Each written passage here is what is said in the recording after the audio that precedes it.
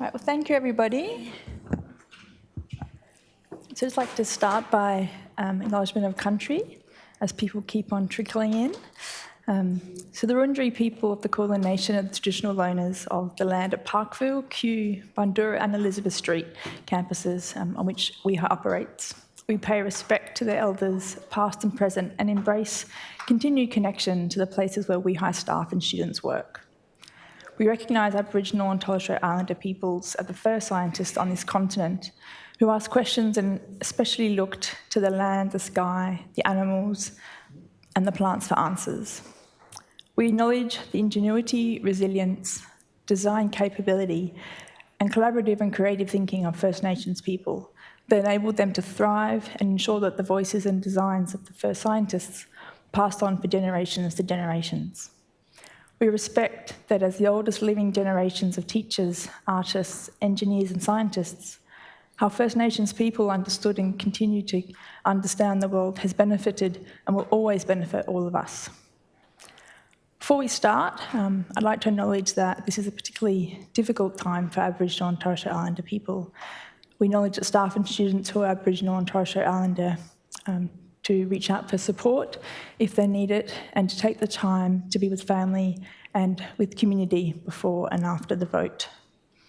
Our EAP provider has dedicated support for Aboriginal and Torres Strait Islander people to facilitate a culturally safe and supportive form of counselling, as well as culturally sensitive counsellors. And there's more information on Catalyst if you need it. So when it became clear that the referendum was going to be held to recognise Australia's First Nations people in the Constitution through an Aboriginal and Torres Strait Islander voice to Parliament, the Reconciliation Committee made a decision to do three things. Firstly, to ensure students and staff were aware of WEHI's support for the vote for yes in the forthcoming referendum. Secondly, we wanted to play a role in myth-busting to support informed decision-making by staff and students. And thirdly, to encourage students and staff to align their vote in the forthcoming referendum with WEHI values. And I wanted to talk briefly about these three things before introducing our speaker. So I hope, as you all know, WEHI released this public statement that you can see up here on the screen in support of the yes vote during National Reconciliation Week. And students and staff have been made aware of this on several occasions. So I hope we have achieved the first goal that we set out in regard to the referendum. We hope that our public statement on the voice, as well as our support for two other public statements, along with other medical and health organisations, really help to amplify the voices of those who need to be listened to. Our public statement also supports implementation of our Reconciliation Action Plan, which requires us to communicate our commitment to reconciliation publicly and to positively influence our external stakeholders to drive reconciliation outcomes. Our statement acknowledges that we do not hold the answers, but it commits us to listening, learning, and contributing to positive change. And in part, that's why we're here today, to listen and learn. Through my own experiences as a tuberculosis researcher, I've really learnt the value of working with and in communities to understand the drivers of disease, from the type of food people eat to the houses they live in, the people they live with, and the barriers that they have to healthcare access. All of these things really impact an individual's risk of developing diseases. We need to understand these experiences in order to develop diagnostics and therapeutics that will actually work for those who need them. In terms of myth-busting, there have been daily Catalyst posts this week, and we hope you've been reading them all and sharing them, but look out for more tomorrow as well. So I think some of the common myths that we have been thinking about has also been we've been hearing a lot of, misinformation, and we really hope that by reading these myth-busting little excerpts that you can actually learn some of the truth, and we'll hear more truth today. It's really important that we can really accentuate the truth-telling that we need to do to really drive the reconciliation pathway. One of the major myths that I'm sure you have heard is that creating racial clauses within our constitution will be divisive. Such a statement ignores the fact that laws already exist that are specifically designed for Aboriginal and Torres Strait Islander peoples. All we're merely being asked to do is give them the right to give advice on these laws. So in the spirit of truth-telling, I wanted to share an example with you that I found recently. And please note before I show this slide, it may be triggering to some First Nations people, as there are some discriminatory statements in these past laws. So this is what's called the Tuberculosis Act of 1948. And so right after the war, there was a large amount of, tuberculosis deaths that happened during the war. So tuberculosis killed more people during the war than the war itself killed soldiers. And so in 1948, there was a very large push to do mass screening of tuberculosis within Australia. And part of this law was actually instigated that anyone who was diagnosed with TB would receive monetary compensation to allow them to not have to work, so that they could isolate, not infect people, but also that you can see in that last clause there, to promote them to be able to take their treatments and also have rehabilitation even after the disease, really recognising the importance of ability to have sufficient nutrition to really recover from this disease. So this is kind of a really innovative approach to public health, and I think we all have experienced this during COVID, but this was even more progressive than what we experienced then. Another thing about this law, that it was available to anyone who was over the age of 16, and you can see there in the second clause, this was meant to be allowable and eligible to anyone, irrespective of nationality or racial origin, and in particular that it was payable to Aborigines and people of mixed blood who prior to the illness were able to support themselves or their dependents. However, there's an exception, and this exception is that if you weren't able to support yourself prior to developing TB, then only Aborigines and people of mixed blood were not able to receive this payment.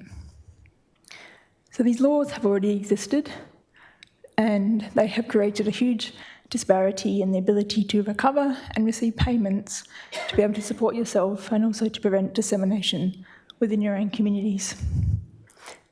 And so this has existed in many other laws that we have around our health, and that we think about how the health disparities exist today, we really need to recognise that the laws have existed in the past, have created those disparities. And so what people are asking is that they can actually have input into these laws.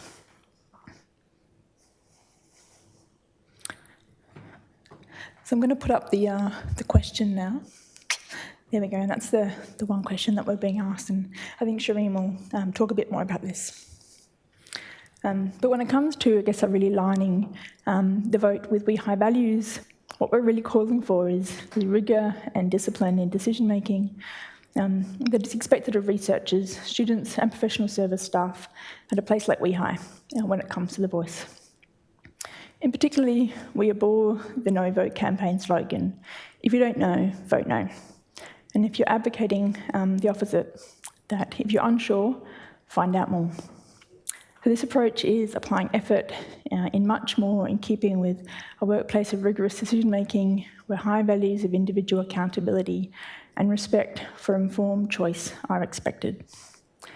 What we hope at We High, when it comes to the voice, is articulated in our charter, is a high level of curiosity and willingness to be open and listen with the intent to learn and understand. And hopefully that's why many of you are here today. So thank you for being engaged and wanting to make an informed decision about what is such an important issue. So we have a wonderful guest speaker today. I'm really excited and privileged to have you here, Shireen. And you'll really hopefully deliver on two of these Reconciliation Committee aims, to myth bust and to make an informed decision. So we are really excited to hear what you're about to say. Dr. Shireen Morris is a constitutional lawyer and director of the Radical Centre Reform Lab at Macquarie University Law School.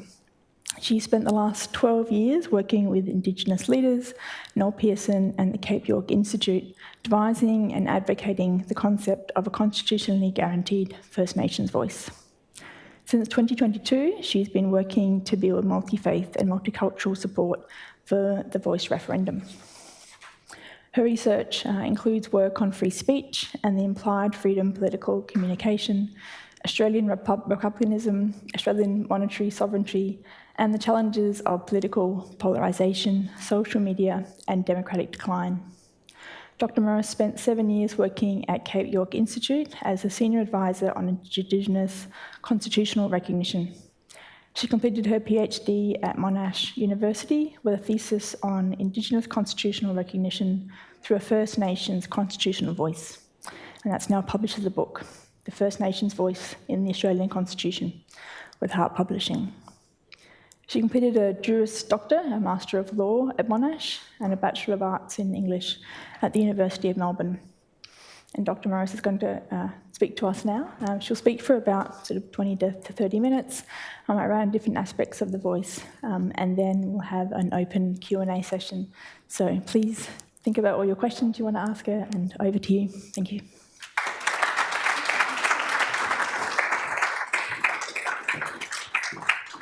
Thank you so much for that lovely introduction, and hi everyone, and thanks for taking time out of your busy workday to come and talk about this important issue facing the nation.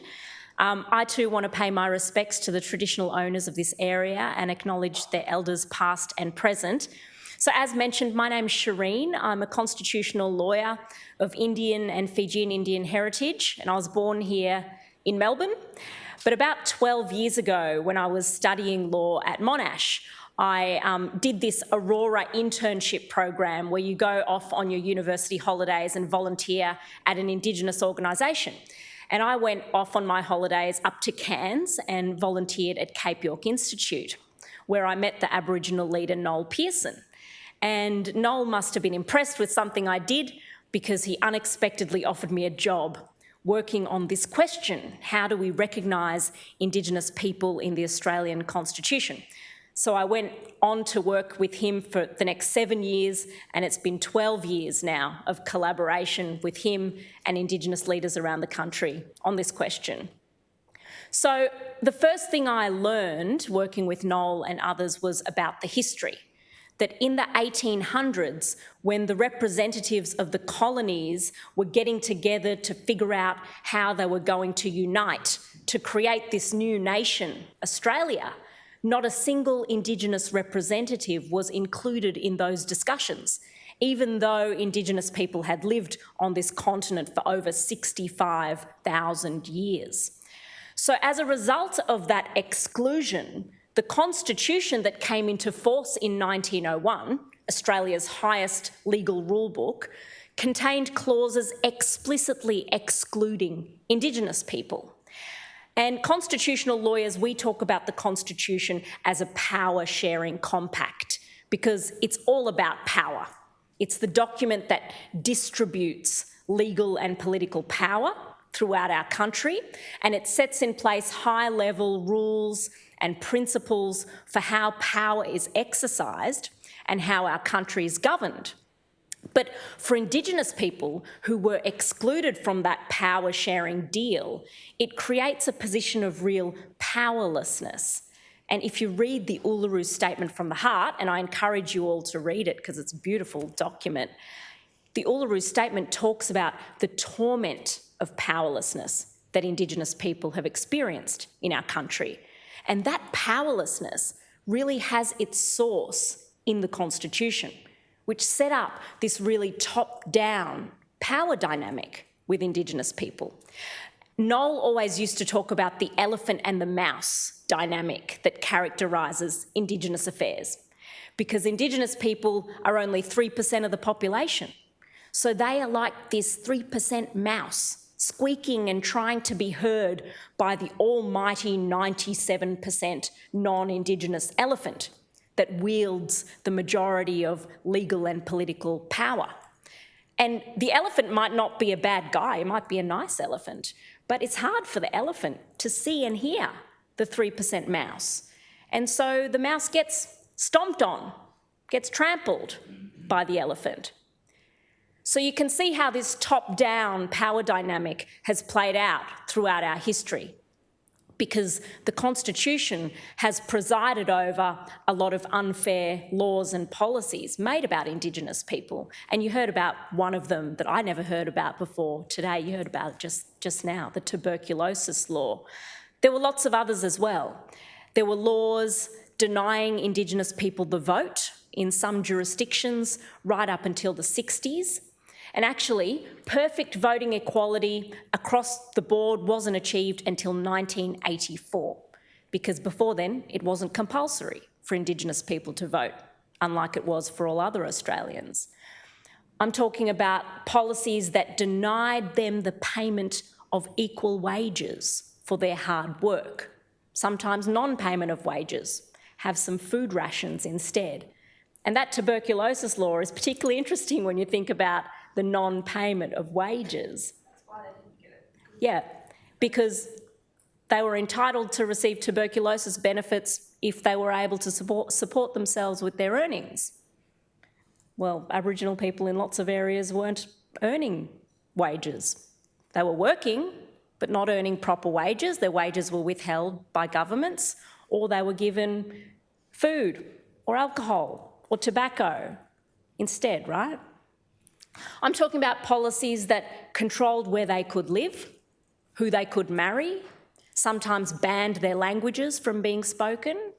And these protectionist policies lasted in some areas until the late 70s. But even today, even though most of that harsh discrimination is in the past, the top-down power dynamic continues. If you read the Productivity Commission's review into closing the gap a few weeks ago, the Productivity Commission said what Indigenous people have been saying for years. They said Australia is failing to close the gap. Why? Because everything is top-down. Because policymakers and bureaucrats in Canberra and other capital cities have good intentions and spend a lot of money, but they don't truly listen to Indigenous communities when making policies and programs intended to help them. So therefore, despite good intentions and despite money spent, the gap is actually getting wider on some indicators, not narrower. So because of this history and because of this top-down power dynamic, Indigenous advocates for decades and decades have been calling for substantive constitutional recognition to shift from this top-down power dynamic to a fairer, more equal partnership-based approach. And this call for a voice has been long-standing. Since William Cooper in Victoria in 1937 petitioned the British King asking for a voice in Parliament. And in the 60s, the Yolngu people up in northeast Arnhem Land issued the Bark petitions calling for fairer consultation when government makes decisions about them and their land. And in 1988, I think it was, the Barunga Statement was given to Prime Minister Bob Hawke at that time. And that statement asked for a national body to give them a voice in laws and policies made about them. Subsequently, ATSIC, the Aboriginal and Torres Strait Islander Commission, was created, but it was created only in legislation. It wasn't underpinned by a constitutional guarantee of permanency. And so as soon as problems arose and the politics changed, it was scrapped. So this is why Indigenous people through the Uluru Statement are calling for a constitutionally guaranteed voice that has permanence, so that they're looking for a guarantee that their voices will always be heard in laws and policies made about them, regardless of who's in power, yeah? So this referendum boils down to a yes-no question. Do we say yes to finally recognising Indigenous peoples in the Constitution from which they were excluded in 1901, through giving them a voice, just an advisory voice in laws and policies made about them? So I want to quickly show you the words of the constitutional change that we're voting on in this referendum. You'll notice the no case, they want to talk about everything other than this actual change. You know, they're talking about, should we have welcome to country, submarines, parking tickets, talking about a declaration of war last week, Warren Mundine, but actually none of that is what this is actually about. What we are voting on is yes or no. Do we say yes to recognising Indigenous peoples in the Constitution by giving them an advisory voice? And these are the proposed words of the constitutional change. So I want to just take you through them. The first line says, in recognition of Aboriginal and Torres Strait Islander peoples as the first peoples of Australia. So that's what this conversation is all about, right? This is about finally recognising those, the original peoples of this land who were excluded in 1901. So it's about moving from exclusion of the first peoples to inclusion in the Constitution and recognition. And how do they want to be recognised? Well, they want to be recognised in a practical way that makes a real practical difference to outcomes in their communities. So that's why they're asking for a voice, an advisory voice. And clause 1 says, there shall be a body to be called the Aboriginal and Torres Strait Islander voice. There shall be a body. So if we vote yes in this referendum, those words, that's our guarantee. That's like the promise we're making to Indigenous people, our commitment. We would be saying to Parliament, there shall be a body, Parliament. We're essentially saying there always must be a body, yeah? That's the commitment, the promise we'd be making by voting yes in this referendum. So clause 1, that's the guarantee. And clause 2 says what the job of this body is. It says the Aboriginal and Torres Strait Islander voice may make representations to the Parliament and the executive government on matters relating to Aboriginal and Torres Strait Islander peoples. May make representations. That just means can give advice. And legally, representations is actually a much more modest word than advice.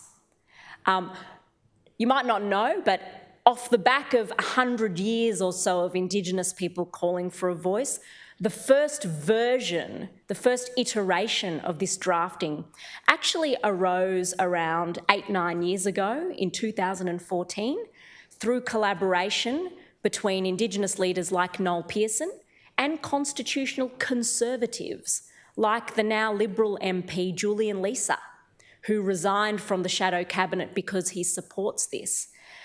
So back then, we sat around with constitutional conservatives trying to figure out a way of substantively empowering Indigenous people to have a better say in decisions made about them, but doing it in a way that really upholds and respects the Constitution and respects the authority of Parliament, right? So doing it in a modest and pragmatic way.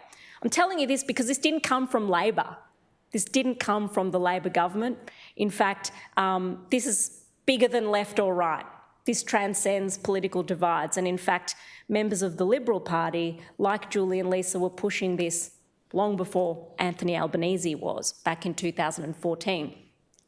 Now, in the first iteration of these words, we used the word advice in that drafting. But somewhere along the line, over 8-9 years of experts scrutinising the words and making sure it was all legally sound and constitutionally safe, the experts switched from using advice to representations to make doubly, triply sure that this is non-binding. So no expectation that Parliament and government have to follow the advice, right? Just non-binding representations, and Parliament and government stay in charge of law and policy making. So that's why the word representations was used. And what does this body give advice on? It gives advice on matters relating to Aboriginal and Torres Strait Islander peoples. So pretty simple, an Indigenous advisory body to give advice on matters relating to Indigenous peoples. Clause 3 is really important. It says, the Parliament shall, subject to this Constitution, have power to make laws with respect to matters relating to the Aboriginal and Torres Strait Islander voice, including its composition, functions, powers and procedures. So you know when people say, where's the detail? How come we haven't seen the detail? Who's hiding the detail about how this voice will operate? I always show them the proposed change to the Constitution, and I show them Clause 3, because Clause 3 says it's Parliament's job to legislate all the detail about how this voice will look and how it will operate. So this referendum is about the principle, yeah? We're voting on the principle. Yes or no, do we want Indigenous people to be recognised in the Constitution through having an advisory voice in their affairs? Yes or no? If we say yes to that, then it's Parliament's job to legislate how that will work, and that means that the detail is flexible. It means that future parliaments could have different detail, could redesign the voice. And that, to me, as a constitutional lawyer, makes good sense, because you don't want the details to be locked in and set in stone in the Constitution. Institutional details need to be flexible. They need to be able to evolve and improve, and when problems arise, Parliament needs to be able to adjust the detail. So that's why the detail is up to Parliament. Importantly, Clause 3 doesn't say government. It's not Anthony Albanese's job to determine the detail. It's Parliament's job. That means the whole Parliament. That means Labor, Liberal, Greens, Teals, One Nation. They will all get a say. They'll all get to vote on how the voice works in practice, and they will all get to adjust the voice over time as needed. So this is a proposal that respects Parliament, right? The whole way it's geared, it respects our constitutional system, it respects our democracy, it respects Parliament, and that means it actually respects us, the Australian people, because we vote in Parliament, right? So we stay in charge of how the voice operates. So in my view, this is a very modest proposal, very pragmatic, practical, modest proposal. It fits with the Australian Constitution. I said at the start, when I was explaining the drafting, that this is not something that comes from one side of politics. You know, there are people across left and right who support this. This has come from Indigenous people, and a majority, well over 80% of Indigenous people, according to polls consistently show that well over 80% of Indigenous Australians are asking us, non-Indigenous Australians, to recognise them in the Constitution. I think it's modest, especially when you think about it in historical context, and I think the generosity of the Uluru Statement is really, it blows me away. Because after all they've been through in our country, after the exclusion, the discrimination, indeed the violence, they're stretching out a hand of friendship to us non-Indigenous people and saying, would you recognise us, please? I know you excluded us in the past, but we'd like to be included. And all they're asking for is an advisory voice in laws and policies made about them, an advisory voice that keeps Parliament and government in charge. I think it's an extremely modest request. Those are the words, you know, that's what we're voting on. I think they're simple, and you don't have to be a constitutional lawyer to understand them. They're in plain English. So we now have less than, what is it? Is it 11 or 10 days until the 14th of October? So I would urge everyone in this room, you know, if you think this is a fair request, a modest request, if you think it's reasonable that the First Peoples of this country should be recognised and should be able to give advice when Parliament and government make laws and policies about them, please don't be bystanders. You know, this is going to be very close, and everything, every single conversation you have, every person you speak to, every door that you knock on can make a real difference. And whether or not you take responsibility for helping persuade people who are sitting on the fence. That's actually going to be the difference between yes or no in this referendum. So thank you, and I'm really looking forward to taking all of your questions. Please don't be shy. There are no silly questions. Thank you.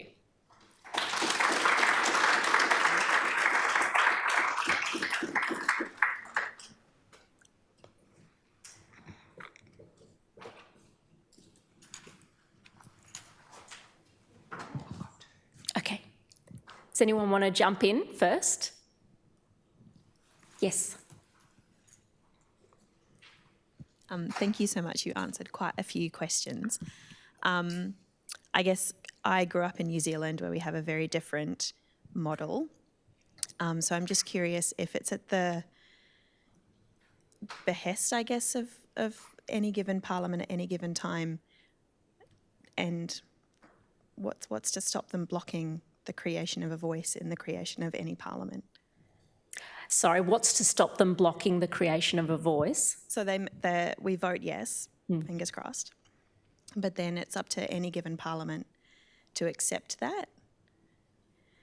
And if it's the cross-party, they all have to agree on this when they create their parliament. Like, does a new voice get set up at the beginning of each new parliament? All right. So no. So the Constitution is Australia's highest legal rule book, right? And we live in a stable democracy, so the Constitution is respected. By and large, the Constitution is respected. So if we voted yes, Parliament would need to enact legislation bringing the voice to life. And Parliament would do that. And each new Parliament wouldn't have to enact a completely new voice, but they could, right? So Parliament at any time would have power to be able to adjust the legislation as it saw fit, as necessary. Does that make sense? Yeah. Do you want to ask your... I've got an online question. This person says, we are not listening to our elected Aboriginal leaders now, so how will the voice change things? So, 2 points I'd like to make there. You know, some people, just a related point, some people say, oh, aren't the elected Indigenous leaders a voice for Indigenous people? Like the Indigenous parliamentarians, aren't they a voice? Why do we need this advisory voice? Just be very clear, you know, an Indian Australian parliamentarian doesn't represent all Indian Australians. A Chinese Australian parliamentarian doesn't represent all Chinese Australians. An Indigenous Australian parliamentarian doesn't represent all Indigenous Australians because all Indigenous Australians didn't vote them in. Just like if I was in Parliament, I wouldn't represent all Indian Australians because all Indians didn't vote me in, right? Every member of Parliament has to represent all Australians in their electorate. That's their job. And they've got to represent their political party as well. So Patrick Dodson is an Indigenous senator for Western Australia. He doesn't represent all Indigenous people, he represents Western Australians. And he represents the Labor Party, yeah? So that's one thing to bear in mind, right? So it's not fair to expect the Indigenous parliamentarians to be a voice for Indigenous people because that's not their job. They've got to represent everyone. Now, the second part of that question was, given that they're not listened to, why would we expect this advisory voice to be listened to? You know, remember, if we vote yes in a referendum, that is powerful. The Constitution has only been changed 8 times since 1901. It's a very rare and special thing, right? It's hard to change the Constitution.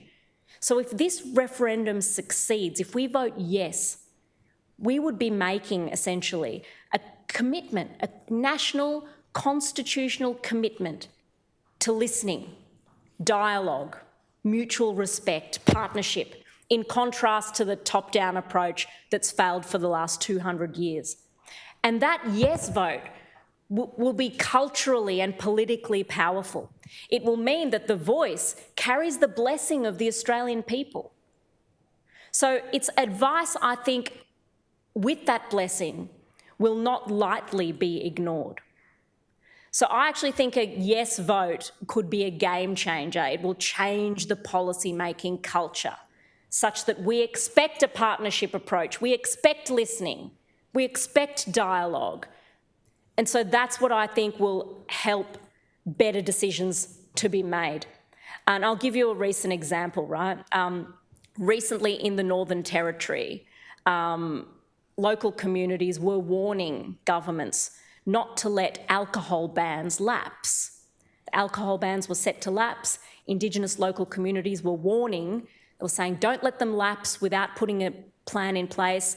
A lot of harm will ensue. Now, this was, I think, a classic example of the elephant finding it hard to hear the mouse, you know? Those voices were ignored. The bans were removed and a lot of harm did ensue. And then governments had to scramble to put bans back in place. So a lot of harm and a lot of waste. I think that would have played out differently if those communities had had a constitutionally guaranteed ability to be heard in those decisions. Their voices would have been amplified, would have been much more difficult to ignore those voices. Of course, it's not a guarantee because there's no veto, this is advisory. And that's as it should be. You can't really give a group a veto over Parliament and government. That's not really workable. But this is one constitutional lawyer called it modest yet profound. And I think that is a really good description. It's modest because it's advisory. It respects Parliament, it respects government, but a yes vote could be profound. I think it could be a profound cultural shift in the policy-making culture. And that over time, I think, will be the game changer that enables better outcomes to be developed through partnership and dialogue that hopefully will enable Australia to better close the gap. One back there.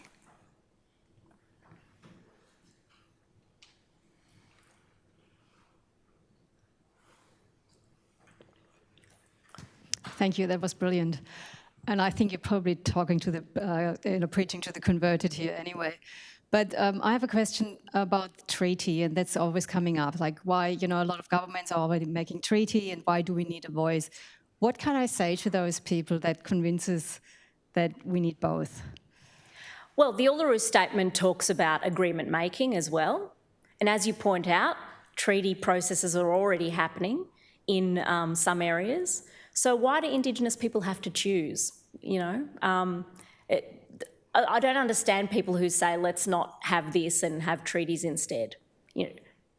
But what can I say to when people are sitting on the fence or don't know, it's like, we already have treaty. Why would I vote yes for a voice? Like, why do we need it? What can I say? Oh, sorry, you're talking about Victorians who say we already have a treaty. Okay, and they're saying we don't need this as well. Yeah. Right, okay. Well, the Victorian process is at the state level. That's one thing. Then the treaty hasn't happened yet. There's only at the very initial stages of that. But the Commonwealth power has a lot of power to make laws and policies about Indigenous people. So the first thing I would say is that what is currently happening is not working. And I gave a very recent example of the Northern Territory problem, right? The Productivity Commission, Australia's economic experts, have said the current system is not working. The Productivity Commission actually said, everything is top down, governments don't know how to listen. This is why we are failing to close the gap.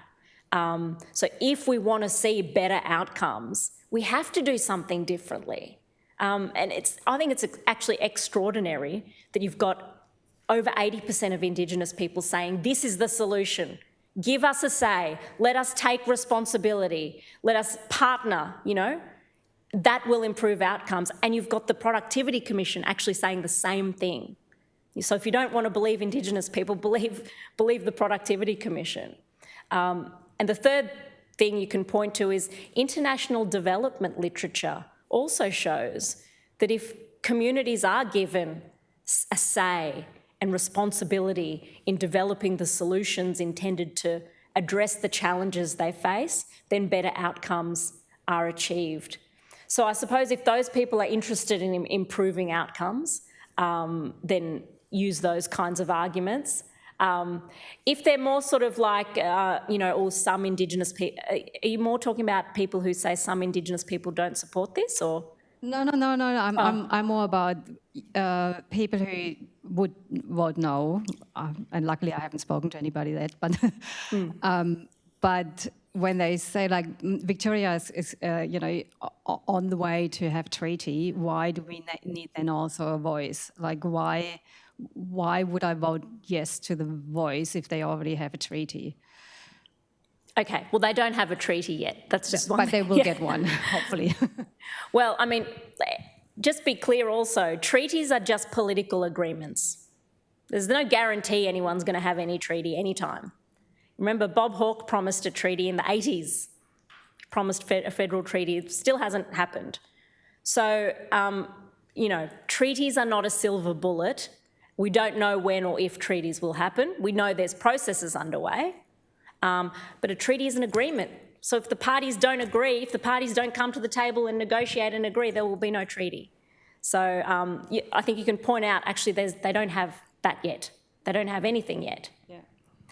Another good argument is, you raised New Zealand before. Democracies comparable to Australia are doing this and much more. Successful, stable democracies. In New Zealand, they've got reserved Maori seats in Parliament, and they've got the Maori Council outside Parliament, which is empowered to make representations, actually uses those words, to make representations to the government on Maori policy. In Canada, they've got Aboriginal and treaty rights recognised in the Constitution, and they've got the Assembly of First Nations, which partners with the government on Aboriginal policy. In the Scandinavian countries of Norway, Sweden, Finland, they've got Sami rights to self-determination in the constitutions, and they've got Sami parliaments, which are not actually parliaments, they're Sami advisory bodies, which advise the government and parliament on Sami issues. So, it's not radical, it's modest, it's practical. Over 80% of Indigenous people are asking us for this. And I just think, the history of what they've gone through, the exclusion, wouldn't Australia be better if we finally included the people who've lived here for over 65,000 years? Wouldn't it be better if we listened to them when making decisions about them, so hopefully we get better bang for buck and better outcomes? Those are the kinds of arguments you need to make. But well done for having the conversations, yeah. I've got a few online questions. There's quite a few questions about the composition of the voice. Some around whether or not there will be a guarantee that it will always be made up of Aboriginal and Torres Strait Islander peoples, and further to that, whether there will be diversity within Aboriginal and Torres Strait Islander people on the voice. So an Aboriginal person's life in Northern Territory might be very different to that in, the city of Melbourne. Yep. So the first thing I want to say is just a reminder. Remember, this referendum is not about the detail or the composition. This referendum is about the principle. Yes or no? Do we want Indigenous people to be recognised in the Constitution through having a voice? If we say no to that, then there's all this question about how's it going to be composed is totally redundant, right? So only if we say yes to that do we then go to the next stage, which is Parliament legislating to determine the composition, which is this question about how will it look, how will members be chosen. So I just want everyone to be very clear that we're voting on the principle, okay? However, the government has released some design principles for how they intend the voice to look. And they've been very, very clear. And Indigenous people who are calling for this have been very, very clear that they want this to consist of members chosen by local Indigenous communities, yeah? So Indigenous people need to be choosing their representatives on the voice, and local, everybody, the government and Indigenous people want this to be anchored in and reflective of local and regional communities. So That means reflecting the diversity of those communities. So nobody wants this to be a top-down homogenous voice. Nobody wants this to be handpicked by government or anything like that. The intention is that it be chosen by local Indigenous communities, and therefore it should be reflective of the diversity and differences in those communities. That's the intention. But these principles, that's just the political intention of government. In reality, if we vote yes, this has to go through the parliament, and future parliaments will be able to change these principles and the details flowing from the principles. I hope that makes sense. Go again. Someone has said, as I understand it, the majority of discrimination is now a product of wealth inequality. Is it more effective to introduce laws that help those in low SES? So the assertion is that most discrimination is sort of economic discrimination. Yes, and so the question is, presumably, rather than making this constitutional change, would it be more effective to introduce laws that help those in low socioeconomic conditions? Yeah, I mean, it's a slightly different question. I think governments should always be doing things to address economic disadvantage and all of those things that affect all Australians of all different backgrounds. But in addition to that, and by the way, Indigenous Australians are the most, probably it's fair to say, the most disadvantaged cohort in our population. Right now, you would know the statistics even better than me, but they die so much earlier. Infant mortality is so much worse. An Indigenous male has more chance of going to jail than going to university. They are 3% of our population, but make up something like 30% of our prison population. You know, rheumatic heart disease, which has been eradicated for the rest of the population, still afflicts Indigenous Australians. And people grow up and drop dead because of this disease that none of the rest of us suffer anymore. So the economic disadvantage is profound in some Indigenous communities, and that is a result of some of the historical laws and policies that I talked about. Let me just give you two examples, right? My parents came to Australia in the 70s, towards the end of the White Australia policy. And they came from quite poor backgrounds, got scholarships and worked hard. And as a result, I was born here, and I've grown up in very privileged circumstances compared to them. And that's why, you know, we love Australia, the opportunity and prosperity that it's given us. But if you look at the history, it is very clear that Indigenous Australians have not been given the same opportunities. And I'll give you two examples. You know, in the 20s here in Victoria, there was this Indian man who got annoyed that he wasn't allowed to vote. Because back then it wasn't only Indigenous people who weren't allowed to vote. They didn't like non-white people voting for some reason. So Indians weren't allowed to vote, Pacific Islanders weren't allowed to vote. So this Indian man, Mita Bulosh, he went and challenged his exclusion from voting, and the government changed the law to allow Indians the right to vote. This is in the 20s.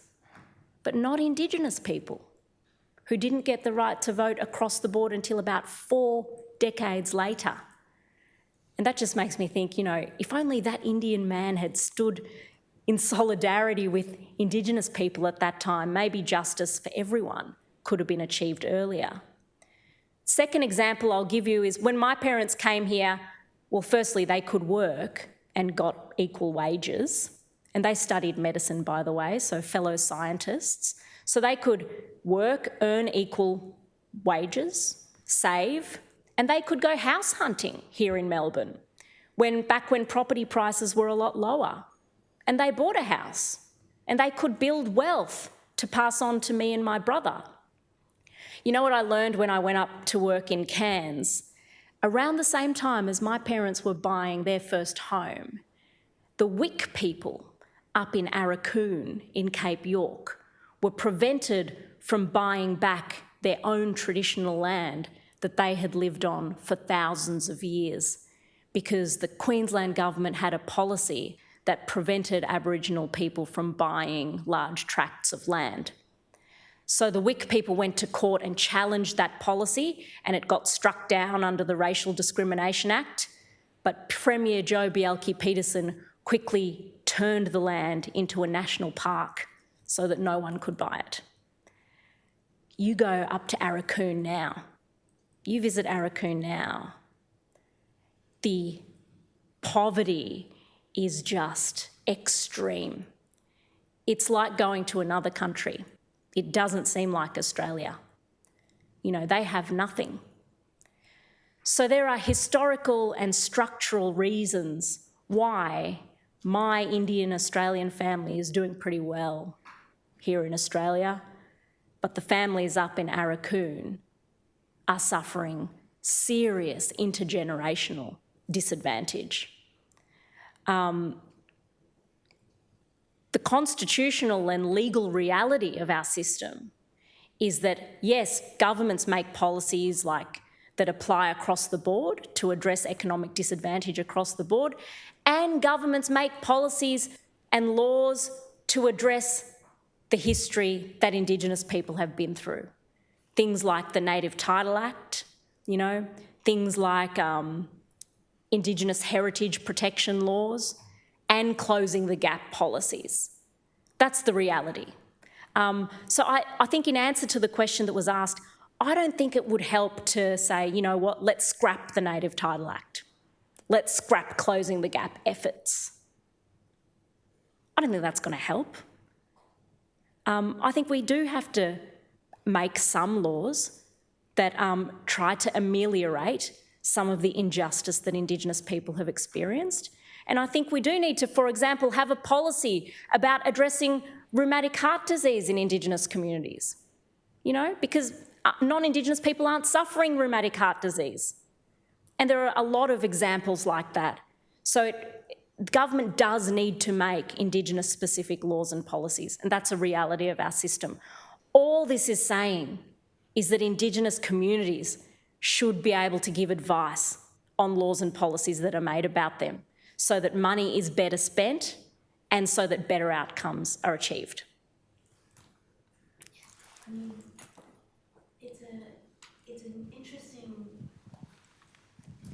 It's an interesting question, what will move someone who is a no voter, right? And I think your example is a very classic one where, you know, you might have someone who has migrant families come in and they've been really successful. They themselves do not have a representation within an advisory constitution, you know, a voice, but they've made it. Right? And let's say we have an imaginary family there that says, I've made it here in Australia, and, you know, why are they asking for this? And so how do you move those no voters to actually recognize the profoundness of the recognition and the profoundness of the violence and the trauma if they haven't been brought up in that history? Do you, Yeah. You know, and that's where I find it very tricky, because there I think, if they have not had a history of education around the exclusion, then how do we move those no voters? And look, that's why I told those stories, right? Because I, like you, I know that sometimes people don't know. Just like I didn't know about the tuberculosis law. Sometimes people don't know that actually people up in Cape York, they weren't allowed to buy land. This is contributing to their poverty, so they couldn't build wealth to pass on to their kids, unlike my family, you know? There's reasons. So I think if people don't know the history, I think it is worth having a conversation about some of these things. That, you know, unequal wages laws were widespread, and that it meant that people couldn't save, you know? And by the way, the only reason I could buy a house myself is because my parents helped me, you know? So helping people understand, using some of those examples. And also I think, you know, there's only one group. So Australia's a fantastic democracy, right? A multicultural democracy, and that's amazing. And I think it's important to reassure people that giving Indigenous people an advisory voice doesn't take a single thing away, from any non-Indigenous person. In fact, I would argue that we all gain, because if Indigenous people are finally included and if we finally start to get better outcomes for them, then we all gain, because we all lose while this one cohort of the population is suffering such terrible outcomes. We're such a successful and prosperous democracy and economy that those bad outcomes are really a shame on us all, And economically, if they did better, we would all do better, because that's how the economy works, yeah?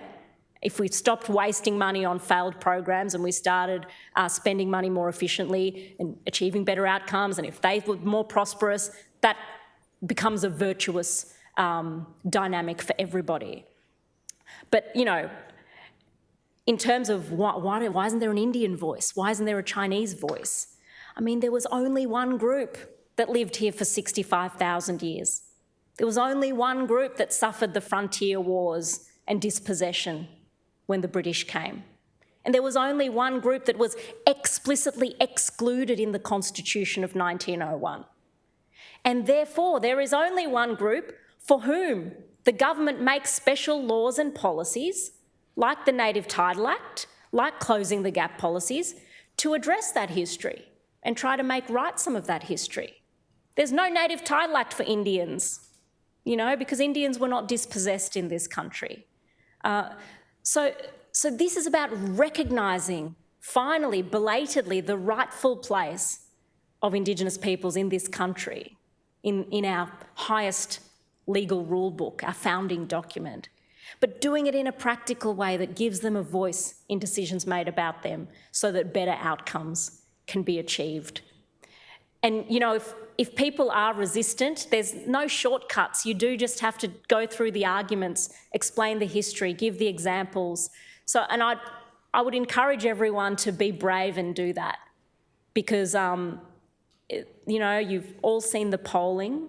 It's close. And Indigenous people really need you now. They really need you. We are not going to get this opportunity again.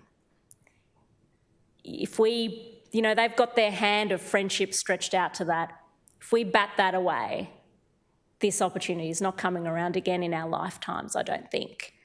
So this is only like 10 days out of all of your lives, And so please do identify the 5 or 10 people who are confused, haven't turned their minds to this yet, or maybe leaning no, or, you never know what a conversation might do. My friend is a Chinese Australian, and his mum doesn't speak much English at all. And I was hassling him about, you make sure you talk to your families about this. And he talked to his mum. She hadn't heard anything about the referendum. And he just quickly explained, they want to be consulted when, decisions are made about them. And 2 minutes in, she started to get fired up.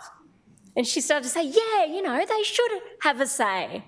And she grabbed the postal vote and wrote yes and said, here, can you post this for me? It only actually took him 3 minutes or something. So you just never know. So please do make this little effort, because that's what's going to get this over the line. And don't underestimate the impact you can have in this next week, because if you talk to people, they will talk to people. And this will come down to the wire, I think. So every single vote counts.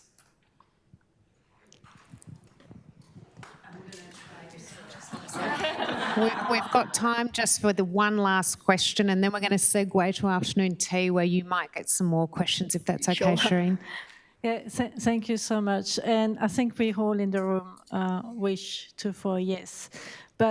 And I think you just alluded to it now. So if it's a no, what's next, and what is possible to do to revert that decision, if there is any? And you said there was none in our lifetime, so it's a bit depressing. But Is there any way to move forward? Oh, I think it'll be a real tragedy. It will be on the international scene as well. It will be a real tragedy for Australia. Yeah. And I mean, I just can't imagine how it will feel for Indigenous people who have come to us with something so modest. What, we can't even do that? We can't even give them an advisory voice? An advisory voice? So I think it would be tragic for the whole country, but I don't want us to get bogged down in that, because this is winnable. You know, I don't get to see the internal polling, but I get told about it, and this is winnable. But it completely comes down to what every single ordinary Australian does. It comes down to whether we take extraordinary action or not. You know, it really does. And so don't leave it to the Yes campaign. Don't leave it to the government. It's really up to us to talk to your neighbours, talk to the people who you work with who weren't here today.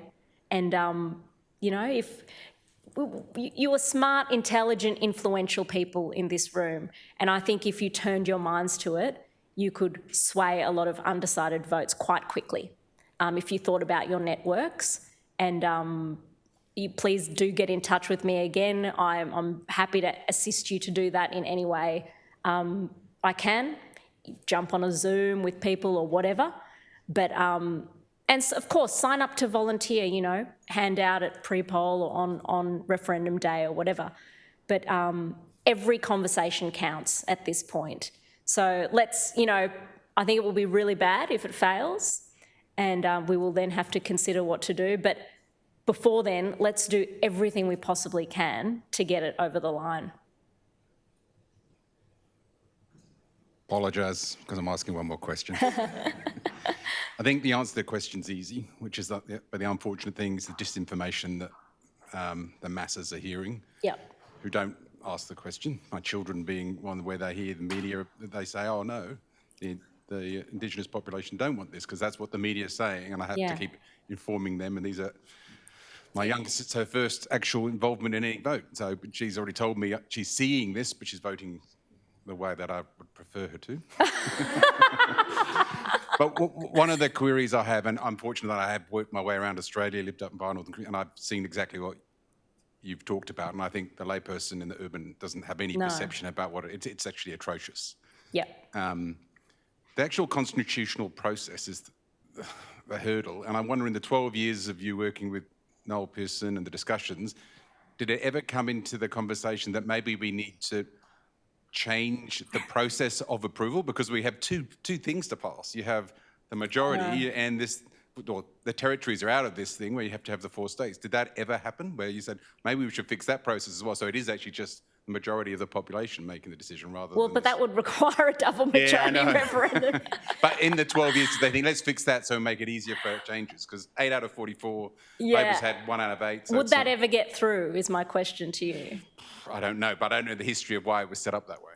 I mean, look, they set it up that way to make it hard to change the Constitution, you know. Only very high levels of consensus, you know, can change the Constitution. So that was a deliberate choice. And look, there's pros and cons to it. You know, you don't want a crazy government to get in and to be able to rejig the Constitution. So there's always pros and cons to everything. But yeah, look, that's and the payoff. Think about it. The payoff of having a difficult to change Constitution is the security that Indigenous people are looking for from this. They want their voice guaranteed by the Constitution because it's locked in, it's hard to change. It's in there. Once it's in there, it's guaranteed. So that's the payoff, that's the balance, and that's our system. And I think it would be very difficult to change. I think there'd be a lot of pushback to change the double majority requirement, yeah.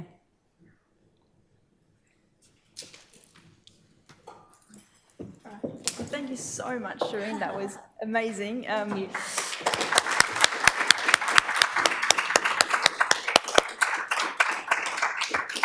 So hopefully you'll have more questions and we can go outside and keep talking and discussing.